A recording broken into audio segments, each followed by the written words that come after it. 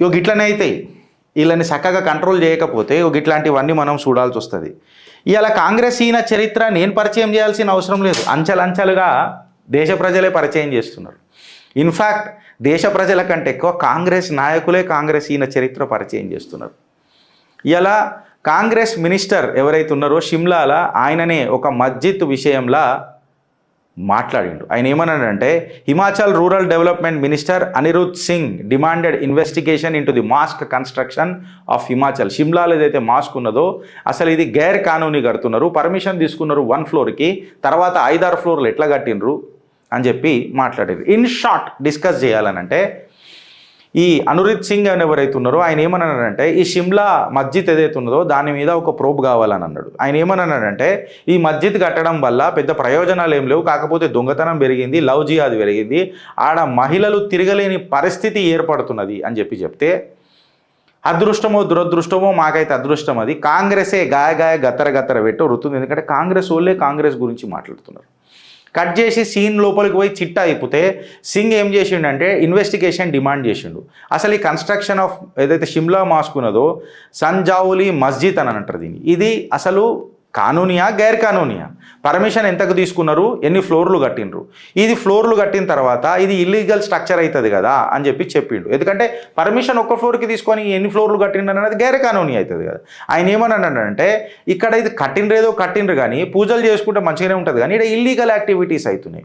In fact చెప్పాలనంటే ఈ 5 స్టోరీల building ఏదైతే కట్టినరో, మస్జిద్ ఏదైతే కట్టినరో, కట్టిన దగ్గర సుమారు ఆడ దొంగతనాలు అవుతున్నాయి, లవ్ జిహాద్లు నడుస్తున్నాయి, అండ్ మహిళల పట్ల అసభ్యంగా ప్రవర్తిస్తున్నారు, మహిళలు నడిచే పరిస్థితి లేదు అని చెప్పి గంభీరమైన ఆరోపణలు చేసిండు. ఇది కట్ చేసి సీన్ లోపలికి పోతే ఇప్పుడు నా ఫస్ట్ చిట్టాకి నేను ఇది డాట్స్ కనెక్ట్ చేస్తా. ఏమవుతుందనంటే, ఇప్పటిదాకా 2010లో ఇది కేసు ఫైల్ చేశారు కోర్టులో. 2010 నుంచి ఇప్పటిదాకా 44 హియరింగ్లు జరిగినాయి. ఎన్ని? 44 హియరింగ్లు జరిగినాయి. మళ్ళీ 2011లో భాజపా సర్కారు ఉండే, భాజపా సర్కారు ఉన్నప్పుడే ఇది కేసు పడ్డది. మళ్ళీ 2010 నుంచి 2012లో భాజపా సర్కారు ఉన్నప్పుడు కేసు పడ్డది. 2012 నుంచి 2017 వరకు కాంగ్రెస్ సర్కారు ఉండే. మళ్ళీ కాంగ్రెస్ సర్కారు ఉన్నప్పుడు దగ్గర ఇది ఇల్లీగల్ కన్స్ట్రక్షన్స్ పెరిగినాయి ఈ మస్జిద్వి అని చెప్పి గంభీరమైన ఆరోపణలు ఉన్నాయి. మళ్ళీ 2017 తర్వాత మళ్ళీ భాజపా సర్కారు వచ్చింది 2022 దాకా. అయితే ఇప్పుడు నేను ఏమడుగుతున్నాను అంటే, నెత్తికి కొట్టుకొని కేరా అయితే ఏంది? నేను ఇదే చెప్తున్నా మోదీ గారికి. నేను హిందువులకు ఫస్ట్ నేను ఏం చెప్పినా ఇవ్వాలని అంటే, మనం ప్రశ్నించాలి. మనోడు కదా అని చెప్పి మనం ప్రశ్నిస్తలే. ఇవాళ ఈ మస్జిద్ విషయంలో భారతీయ జనతా పార్టీ కాంగ్రెస్ని నిలదీసే నైతిక విలువలు పోగొట్టుకున్నది. ఎందుకనంటే, కేసేసింది నువ్వే సరే, అప్పుడు నీకు చాలా తక్కువ టైం ఉండే. బట్ దాని తర్వాత 2017 to 2022 నీకు పవర్లు ఉన్నావు. నువ్వు పవర్లు ఉన్నప్పుడు మళ్ళీ ఏం కట్టాలి కట్టినావు? నువ్వు అప్పుడు ఏం కార్యవారి మొత్తం తీసుకున్నావు? అప్పుడు హిందూ చైతన్యం చేసి బయటికి తీసుకొచ్చి రోడ్ల మీదకి వచ్చి దీని మీద ధారణా చేసి ఉండి నీ హక్కుల కోసం నువ్వు పోరాడితే, ఇది గైర్ కానూనీ, ఇది నడుస్తున్నది, ఈ స్ట్రక్చరే ఇల్లీగల్ అని చెప్పి నువ్వు పోరాడితే ఈ నోబత్ నీకు ఎందుకు వస్తుంది అని అడుగుతా. నేను ఆ ఓటర్లని ప్రశ్నిస్తా, తర్వాత భారతీయ జనతా పార్టీ నాయకులని ప్రశ్నిస్తా.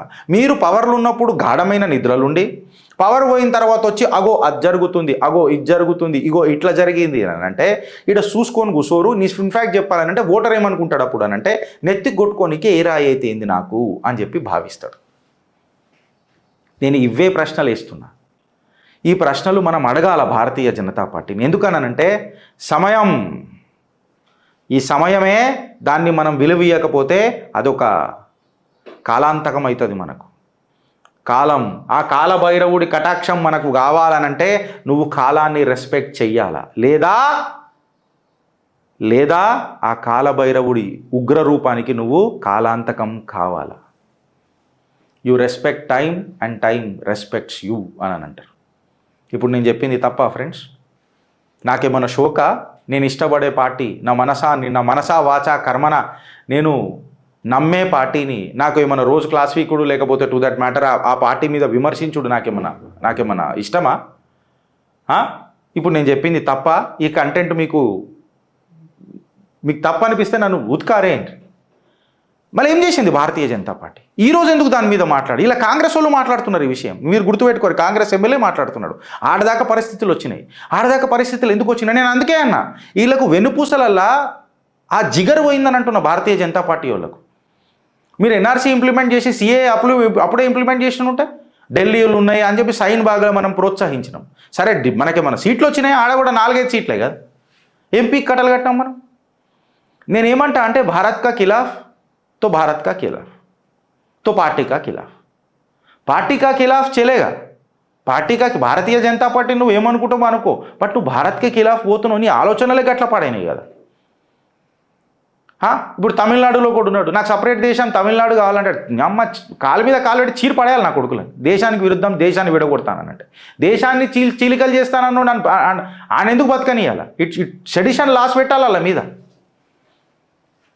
సెడిషన్ లాస్ పెట్టాలా? అరే నువ్వు తెచ్చుకున్న నీ షరియాల దేశం లేకపోతే ఎందుకు? నువ్వు కొట్లాడుతున్న రిజర్వేషన్లు దేశమే లేకపోతే రిజర్వేషన్లు ఏం చేసుకుంటావు?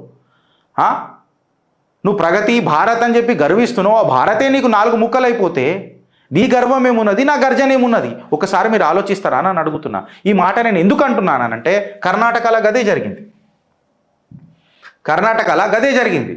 ఇవాళ ఎవరైతే ప్రిన్సిపల్ ఉండేనో ఆయన హిజాబ్ మీద కొట్లాడిండు కదా, హిజాబ్ మీద స్టూడెంట్స్ అందరూ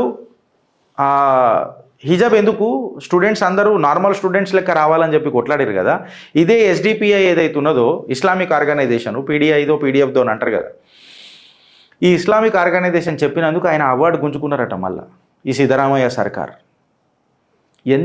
ఎంత దిగజారుతారు కాంగ్రెస్ వాళ్ళు అన్నది చూడండి మీరు. ఇప్పుడు ఎంత దిగజారుతారు కాంగ్రెస్ వాళ్ళు అనే దానికంటే నేను కేంద్ర సర్కార్ని అడుగుతా, కొన్ని విషయాలల్లో మ్యాండేట్ తీసుకురండి. కొన్ని you have to be ruthless, కఠోరంగా ఉండాలి మనం. ఇక కఠోరంగా ఉంటేనే పనులు అవుతాయి, లేకపోతే కావు, వీళ్ళు వినరు. ఈ మాట నేను ఎందుకు చెప్తున్నా మళ్ళా అన్నానంటే, ఆర్జే మెడికల్ కాలేజ్లో జరిగిన మరణకాండ మీద అసదుద్దీన్ ఓవైసీ మాట్లాడాడు, అస్సలు మాట్లాడాడు. ఆ యువతే కాదు, అది హత్యనే కాదు, ఆడ ఏం జరగలే అని అన్నట్టే మాట్లాడతాడు. మళ్ళీ బ్యారిస్టర్ పీకనికే. మళ్ళీ అదే జైనూర్ ఆసిఫాబాద్లో జరిగితే ఆటోలో పోతున్న యువతి మీద చిన్నగా ఏమన్నా జరిగితే ఆని పట్టుకొని ఉతుకు ఆరేస్తే అలాడు ముస్లిం అయితే कानून अपना हाथ में लेने का नहीं, कानून अपने हाथ में लेने का नहीं, लेकिन वो कानून तोड़ा तो పోలీసులు వచ్చి కేసు రిజిస్టర్ అయినాక ఎవడు రేప్ చేసిండ్రా నాయన అనంటే అత్తలేదు. నేను ఆర్జే మెడికల్ కాలేజ్ గురించి మాట్లాడుతున్నా. That's secondary issue. ఇక్కడ డీజీపీ స్పందించిండు అసదుద్దీన్ ఓవైసీకి, అది వేరే విషయం. కానీ స్పందించిన ఎవిడెన్సులు ట్యాంపర్ అవుతాయి, స్పందించిన కఠోకరంగా ఆ యువతి మీద ప్రశ్నలు వేస్తారు. ఇటు ఫ్యామిలీని ఇటు ప్రెషర్ని ఇవన్నీ తట్టుకొని తన ఆన్సర్ ఇవ్వాలి. ప్రాబ్లం ఎవరితో వస్తున్నది? మైనారిటీ. ఆ మైనారిటీలలో ఉన్న మెజారిటీ వాళ్ళతోనే ప్రాబ్లం వస్తున్నది. ఇక్కడ ఇంకా మిగతా ఎవరితో ప్రాబ్లం లేదు దేశంలో. మేము మా ఆలోచన మా ఆచరణ అదే ఇంపార్టెంట్, అదే ప్రపంచ స్థాయిలో ఉండాలంటే ఎట్లయితుంది అని అంటున్నా. మళ్ళీ మీరు లేకముందు ఏముండే దేశంలో? ఆది నుంచి అనంతం వరకు మేమున్నాము. మేమేమి ఇప్పుడు గర్వం చెప్పలేదే, మేమేమి ఎప్పుడు ప్రాపగండా చేసుకోలేదే, మేము కూడా లౌడ్ స్పీకర్లు పెట్టి నమాజులు చేసుకోలేదే. మా ఆచరణని నమ్మినోడు కాఫీర్ అని చెప్పి మేము ఎప్పుడు మాట్లాడలేదే. అందరినీ సర్వమత సమ్మేళనం అని చెప్పి కడుపులో పెట్టుకున్నాం కదా. ఇదెందుకు మీకు మంట? ఇది మాట్లాడితే హిందుత్వం అంటారు, మతతత్వ విద్వేషం అంటారు. నేను హలాలే తింటా, నేను గిట్లనే ఉంటా, నువ్వు హలాల్ సర్టిఫికేట్ ఉంటేనే నేను దందా చేస్తా. ఏ హిందూ మాట్లాడలేదే. జట్కా హలాల్ అని చెప్పి ఎప్పుడు విభేదం చేయలేదే. ప్రాబ్లం ఎవరి దగ్గర ఉన్నది అని అంటే ఓటర్ దగ్గర ఉన్నది ప్రాబ్లం. మీరు ఆలోచించరు. దేశం కోసం ఒక 2 గంటల పాటు టైం తీర్రా నాయన అని అంటే మనం తీయలేకపోతున్నాం. Because we are so much worried about our careers and our performance appraisals exceeding surpassing ఏమంటారు ఎక్స్పెక్టేషన్స్ అనే రేటింగ్ రావాలి మనకు. లేకపోతే మనం తట్టుకోలేము. ఇంత పని చేసినా నాకు ఎందుకు అరే దేశం ఏమవుతుందన్న ఒక్క ఆలోచన వారానికి 2 గంటలు అడుగుతున్నాను నేను.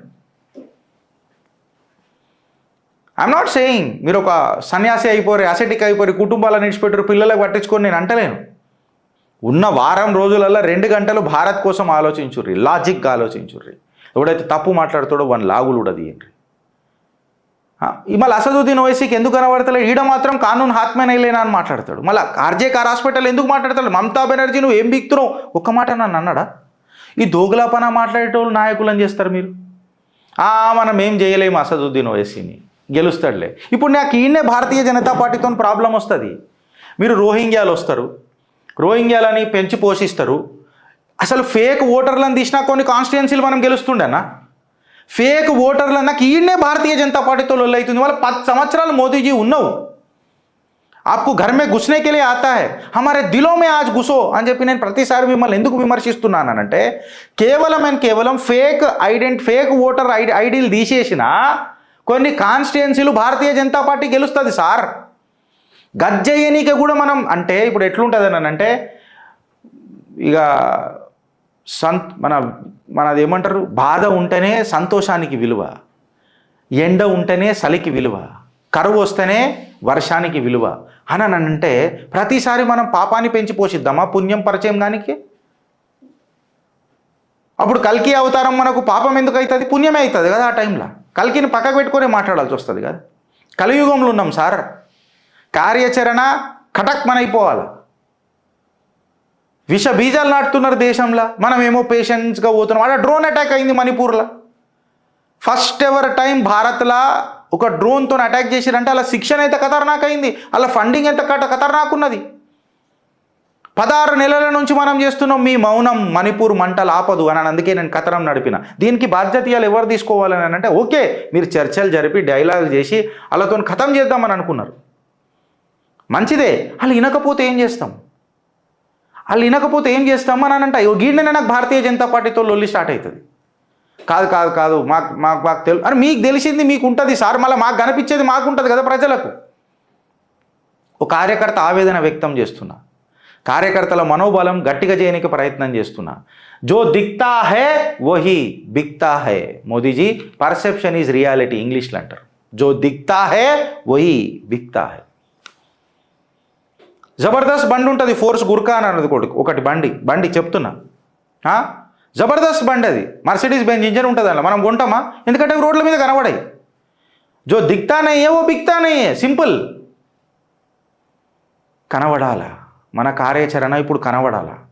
గడ్డపార దించారు. ఇప్పుడు చూడుర్రి ఏం చేసిర్రు ఇస్లామిస్టులు. ఏది చెప్తుంది ఇంటర్. వెనకటికి అంజనాద్రిలో కూడా మన కపికీశ్వరుడు, అనిలాత్మజుడు, రామభక్తుడు ఆయన గుట్ట దగ్గరికి పోతుంటే కూడా ఆ గదా బాణమున్న తీసేయాలన్నట. తర్వాత అందరూ ఒకటైతే నేనేమంటా అంటే ఈ రామ మందిరం కూడా అందుకే సక్సెస్ఫుల్ అయినాం, ఎందుకంటే ప్రతి గడపలకైనా ఒక హిందూ బయటికి వెళ్ళిండు. ఇది జరగాల. పొలిటికల్గా కరెక్ట్ ఉండాలని నేను మాట్లాడతలేను. ఇదే కట్టర్ కార్యకర్త గిరీష్ భారతీయ జనతా పార్టీని కూడా విమర్శిస్తున్నాడు. ఇది మీ ఛానల్, ఇది ఆరోగ్యంగా ఉండాలని అంటే మనము ఇనార్గానిక్ ఫ్యాషన్గా మనం తీసుకోలేం కొన్ని విషయాలు, అనార్గనైజ్డ్గా మనం ఉండలేం. We are organised. ఒక సిద్ధాంతాన్ని నమ్ముకొని, ఒక ఐడియాలజీని నమ్ముకొని వచ్చిన ఛానల్ ఇది. అండ్ మా ఐడియాలజీ ఎప్పుడు భారత్ చుట్టూ తిరుగుతుంది, భారత్ కోసమే తిరుగుతుంది.